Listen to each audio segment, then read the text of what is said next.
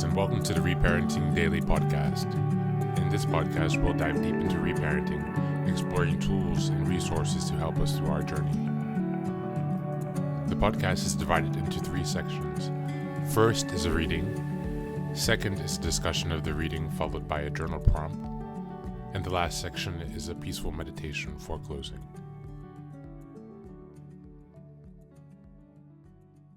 Today's reading is Complex PTSD, From Surviving to Thriving by Pete Walker. This is a great book for sufferers of complex PTSD, complex post-traumatic stress disorder. This is a complex condition, mental health condition, that is common for people who have come from dysfunctional family situations or who have incurred repeated traumatic situations. And so this is a really important cornerstone for most people who are on their journey to reparenting, specifically those who need to reparent, remother, and refather simultaneously. That most likely means you have complex PTSD. So with that being said, let's jump into the reading in this small section. Balancing feeling and emoting. When we become more mindful of the subtle sensations of feelings, the passive grieving process of feeling through them complements the active process of grieving them out.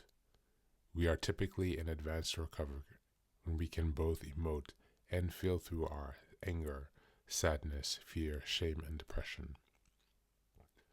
Furthermore, feeling also helps us bring emotion into awareness that we need to be grieved out through active cathartic emoting. Thus, grieving is especially profound when we can find fluidity shift between feeling and emoting. Sometimes we only need to fully feel and accept the sensations of our pain. Other times we will want to verbally ventilate about our pain with someone who gives us full permission to color our words with angering tears. Learning to feel. As a survivor becomes more adept at angering and crying, fear of his feelings will decrease, and opportunities to learn to simply feel will present themselves. He can engage these opportunities by passively attuning to the more subtle sensations of his anger and sadness. Over time, this practice will build his ability to stay passively present to his sensations of deeper feelings, to his fear, shame, and depression.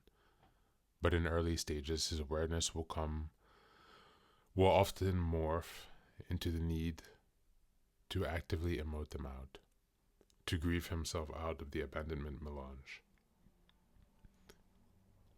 Eventually, however, his abandonment melange feelings will also be digested and worked through purely with the solvent of awareness.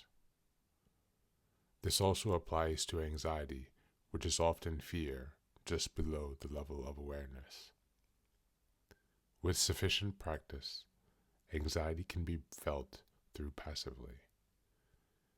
We will explore this process in greater depth in the next chapter. And that concludes today's reading.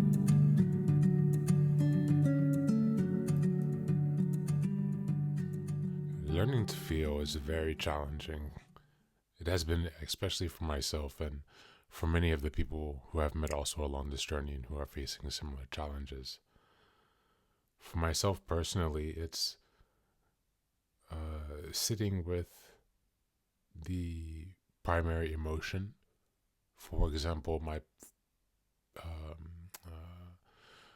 primary or secondary emotion, the facing emotion externally seen is anger, but then underneath the primary emotions are feelings of sadness and loss and grief and sorrow, so the more heavy emotions, and those are the things I've been blocking myself away from a long time, but I'm now starting to crack my way through.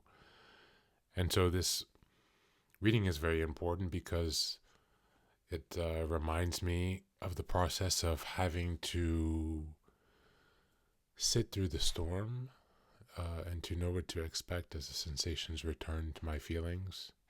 It gives me a map here, and I find that really helpful.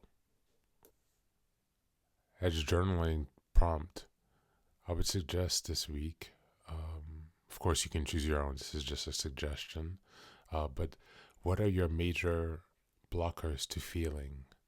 What things prevent you from feeling? Are those things out of your control, or are they within your control? Are they conscious or unconscious? What feelings are being blocked, for example? Consider these things in your journal prompt for today or in your meditation.